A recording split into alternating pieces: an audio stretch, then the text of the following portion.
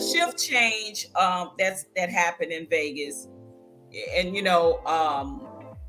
I think it played a really prominent role in kind of the spiral of the shows, right? Because remember, you had the Platters, you had the Coast, you had what's the other, the Martha and the Vandellas, all these different shows that was there on a regular basis, and they were there on the Strip to perform for the tourists 4 or 5 nights a week. Some, sometimes 6, 7. Then it started getting cut back to 5, and then 4, and then 3, and then they just dissolved, and especially for us Black folk, right? That is a fact. That played a major role in the Strip having some of the top 10 entertainment shows that there was. Do you know this? Because I didn't know this. I heard Sky talking about it. Lola Folana was the queen of Las Vegas. Yes, ma'am. And she was a bad girl. Listen, I met her not long after I got there, and God bless her. She, she ended up having MS, and she was in a wheelchair when I met her. But you talking about somebody that was so honored to meet that legend, to meet that icon. And I was just happy to tell her how humble and how glad I was to even have the opportunity to meet her. When I tell you that beautiful Black queen, she was amazing. Had Vegas on lock. I mean, and rightfully so. Yeah, right. Listen to me. Do you know how much she made a week? Tell me, because I already know she banked a lot. I already know. $100,000 per week. Woo! Now that old saying, I'm gonna say this. That saying that Vegas was ran better when it was mob ran. True story. That part. Yep. True story.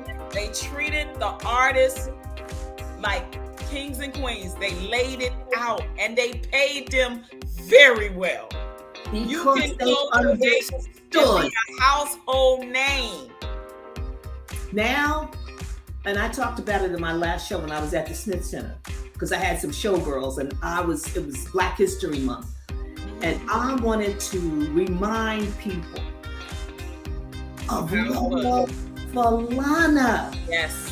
Because I haven't heard her name. Now she's still living. Yes.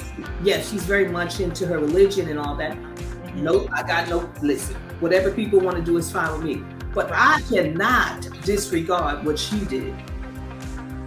The legends that came before us. Standing on some broad shoulders, girl. We are. Well, listen, when you're talking about her, you're talking about Josephine Baker, who had a residency there and danced for many years.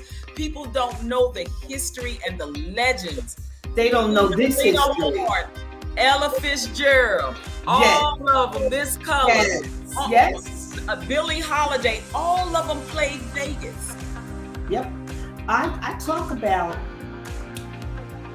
in my production, I talk about the Frank Sinatra guy. The Rat Pack, yeah. He was quite courageous, because he is the reason that they started to allow to play the sound. But people don't. It seems like it's the thought of it is so far removed from anybody's thinking in 2022. So I mention it because it's a moment, I'm reminding people, or sharing for the first time with people, that this thing didn't happen by accident, because you see these people that we can come and go freely now and do this and do that. It was not like that. Not here in Vegas, it wasn't. It sure wasn't. So, and you did, because when I came to your This Is a Man's World But show, that's talk about that, you did honor them. You did. Absolutely. You gave them their accolades, and I think it's so important for us to look back in history, because they went through a lot to get to where they were, for us to be able to have the opportunities that we had to be able to be on the strip and perform in major production shows. So could we at least pull our pants up? Hello? I'm just saying. Can we exactly acknowledge the shoulders that we stand on?